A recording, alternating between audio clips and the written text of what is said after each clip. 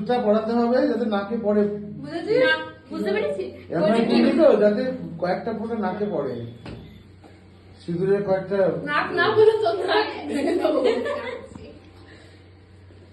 3 বার পড়া কিন্তু। হ্যাঁ তোমার কি আমার এরকম থাকে দাড়ির মতো।